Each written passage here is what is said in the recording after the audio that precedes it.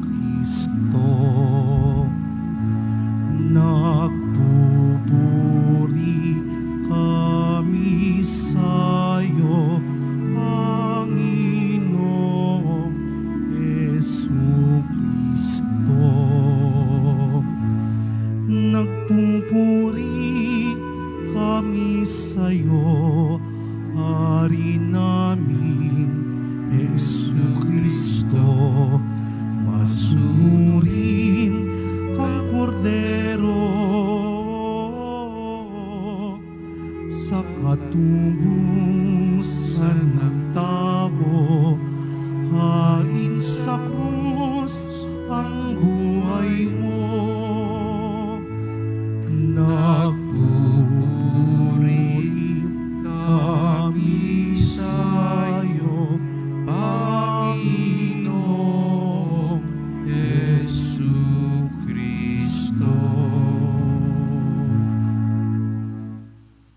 Sumainyo ang Panginoon. At sumaiyo rin. Ang mabuting balita ng Panginoon ayon kay San Mateo. Papuri sa iyo, Panginoon. Si Judas Iscariote, isa sa 12, ay nakipagkita sa mga punong saserdote. Ano po ang ibibigay ninyo sa akin kung tulungan ko kayong madakip si Jesus? Tanong niya. Noon din ay binilangan nila siya ng 30 salaping pilak. Mula noon, humanap na si Judas ng pagkakataon upang maipagkanulo si Jesus. Dumating ang unang araw ng kapistahan ng tinapay na walang lebadura. Lumapit kay Jesus ang mga alagad at nagtanong, "Saan po ninyo ibig na ipaganda namin kayo ng hapunang Pampaskwa?" Sumagot siya, "Pumunta kayo sa lungsod at hanapin ninyo ang taong ito. Sabihin sa kanya, ganito ang ipinasabi ng guro, malapit na ang aking oras. Ako at ang mga alad ko sa bahay mo'y kakain ng hapunang Pampaskwa." Sinunod ng mga alagad ang utos ni Jesus at inihanda nilang hapunang Pampaskwa. Nang gabi ding iyon, dumulog sa hapag si Jesus, kasama ang 12 alagad. Samantalang sila'y kumakain, nangusap si Jesus, "Sinasabi ko, isa sa inyo ang magkakanulo sa akin." Nanlumo ang mga alagad at isa-isa'y nagtanong sa kanya, "Ako po ba, Panginoon?" Sumagot siya, "Ang kasabay kong sumausaw sa mangkok ang siyang magkakanulo sa akin. Papanaw ang anak ng tao ayon sa nasusulat, ngunit sa aba ng magkakanulo sa kanya, mabuti pang hindi na ipinanganak ang taong iyon." Si Judas na magkakanulo sa kanya ay nagtanong din, "Guro, ako po ba?" Sumagot si Jesus, "Ikaw na ang nagsabi."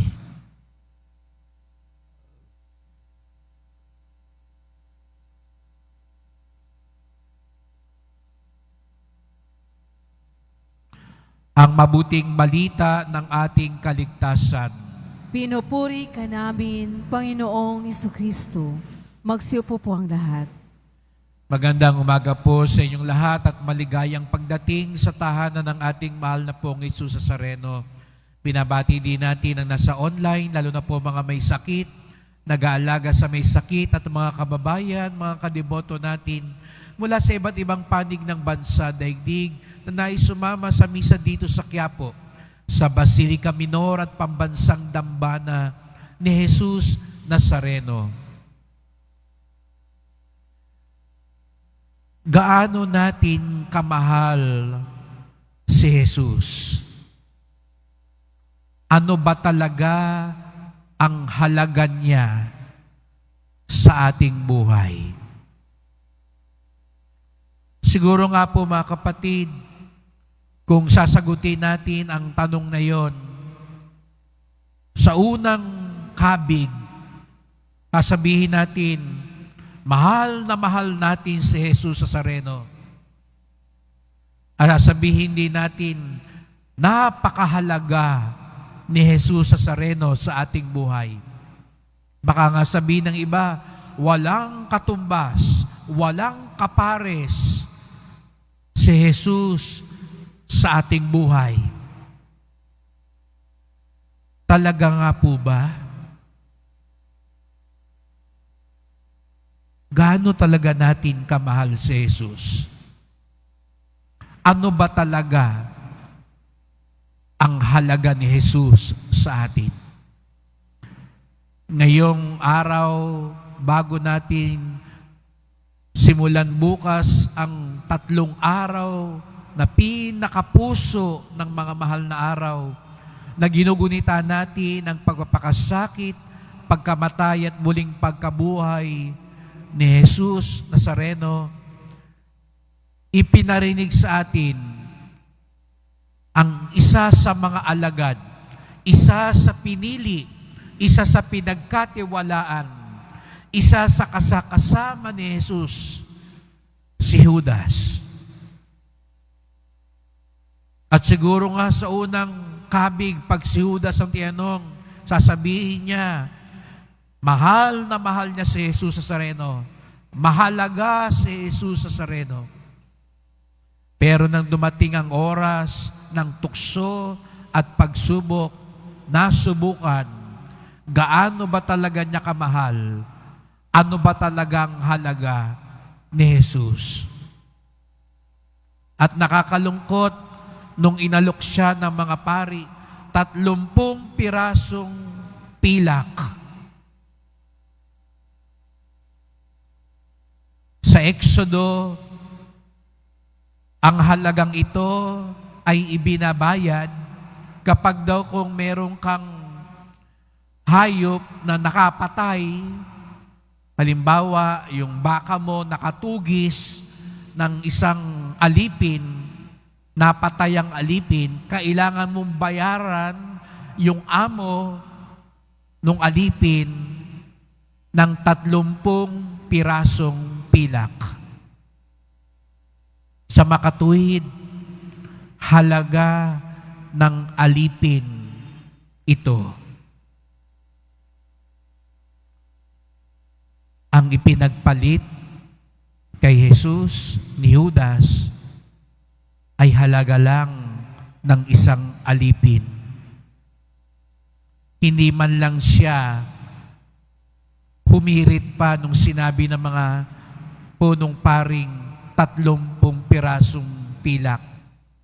Di man lang siya nagsabing, pwede bang itaas ng konti? Siguro, iba sa atin, di ba? Pag nagdala ka sa sanglaan at tinuring yung relo mo o singsing mo, hihirit ka pa at sabihin mo, taas-taasan mo naman ng konti. Pero si Judas, hindi man lang siya nakiusap, taasan mo man lang ng konti. Sikat yan eh. Nagmimilagro yan. Kontento na siya sa ganung halaga. Nakakalungkot. Sabagat sa bandang huli, hindi pala niya mahal si Jesus. Bakit? Mura lang niyang ipinagpalit si Jesus. Ang ganda sa wika natin, kitang-kita mo talaga yung magkabaliktad. Kapag hindi mo mahal, ano raw yun? Mura. Kaya nga, di ba, sinasabi natin, kapag galit ka sa isang tao, anong ginagawa kadalasan ng iba? Kahit na sabihin mong deboto pa, minumura ang isang tao. Aminin mo man o hindi, ibig sabihin nun, hindi mo siya mahal. At hindi mahal ang turing mo sa taong iyon.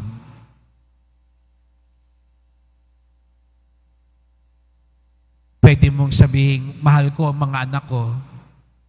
Pero kung kaya mong mura-murahin ang anak mo, ang magulang mo, ang kapwa mo, hindi mo talaga siya mahal. Mura nga eh. Ang daling intindihin, di po ba? Pero pag totoong buhay na, hindi natin napagtatanto ang pagkakatumbas ng mahal sa mura. At mga kapatid, hindi mo rin kailangang pagsalitaan ng masakit o masama ang kapwa mo.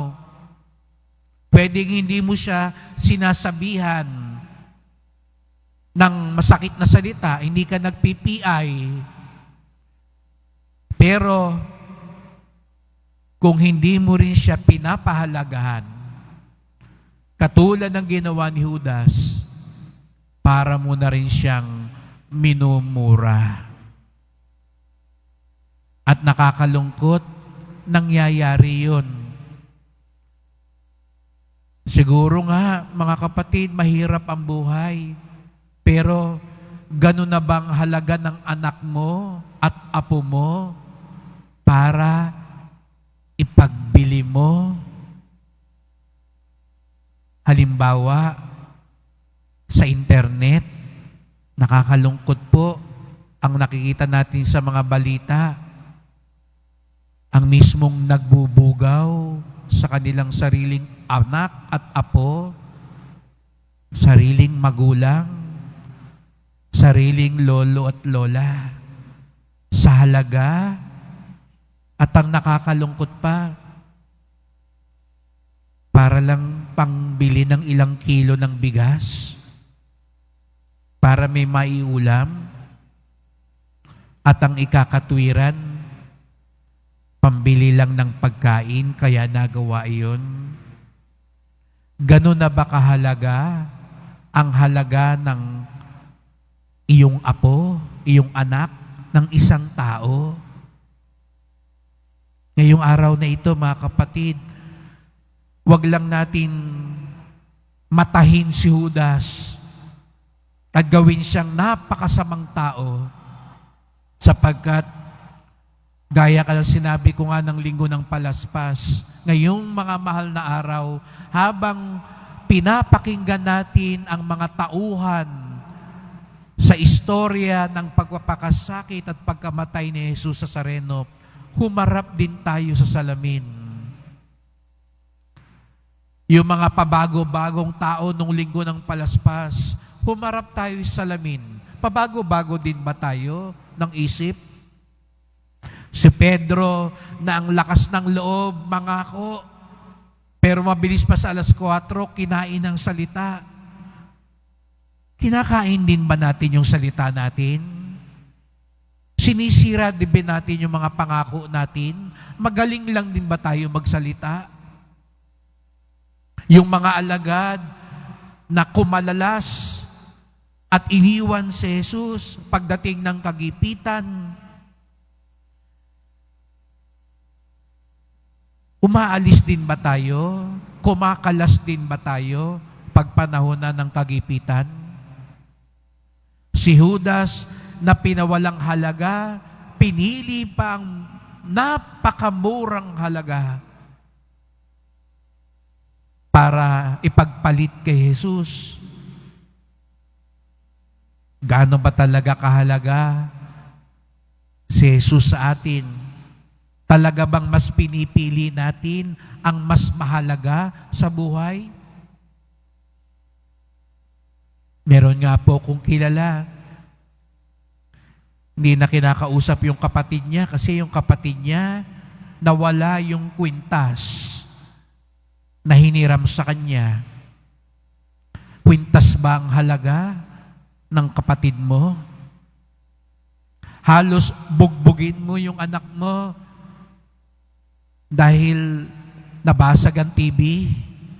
TV lang ba ang halaga ng anak mo? Na halos mata lang ang walang latay. Mga kapatid, madaling sabihin, mahal ko. Si Jesus, mahal ko ang taong ito, mahal ko ang buhay ko, pero maging buhay mo, ipinagpapalit mo sa kung ano lang, na sa bandang huli, wala palang halaga, lalo na sa Diyos. Yung palang akala natin, napakahalaga. Diba sabi nga ng Panginoon, anong halaga, anong saysay, makuha mo man ang buong mundo, pero mawala sa iyo ang kaluluwa mo. Hindi mo pa nga nakuha yung buong mundo ipinagpalit mo na ito sa kaluluwa mo. Hindi pa nga buong mundo yan. Kapiraso pa lang, ipinagpalit na natin ang kaluluwa natin. Ipinagpalit na natin ang Panginoon. Ipinagpalit na natin ang prinsipyo natin. Ipinagpalit na natin ang paniniwala natin sa Kanya. Mahal ba talaga natin ang Diyos? Gaano ba talaga ang halaga ng Diyos sa buhay natin? Mga kapatid, kung tatanungin si Jesus sa Nazareno, gaano niya tayo kamahal? Tignan lang po natin ang krus. Kung tatanungin si Jesus sa Nazareno, gaano ba tayo kahalaga? Tignan lang natin din po ang krus. Sapagkat sa krus, ipinakita ng Panginoon, mahal na mahal niya tayo. Kahit alam niya, hindi natin matumbasan ang pagmamahal na iyon. At sa krus, ipinakita ni Jesus sa Nazareno, mahalaga tayo sapagkat ang kanyang pagka-Diyos, ang kanyang buhay, ang naging kapalit nito. Kaya sa susunod, mga kapatid, kapag natutukso kang murahin ang kapwa mo, baliwalain ang kapwa mo, tandaan mo, mahal yan. Mahal yan dahil mahal yan ni Jesus. Mahal yan dahil buhay ni Jesus ang naging kapalit para sa Kanya at para sa atin. Sa paglapit ng pinakapuso ng mga mahal na araw, magpasalamat tayo sa Kanya sapagkat ipinakita niya at ngayon ay ipinapaalala sa atin gaano tayo kamahal, gaano tayo kahalaga sa Kanya.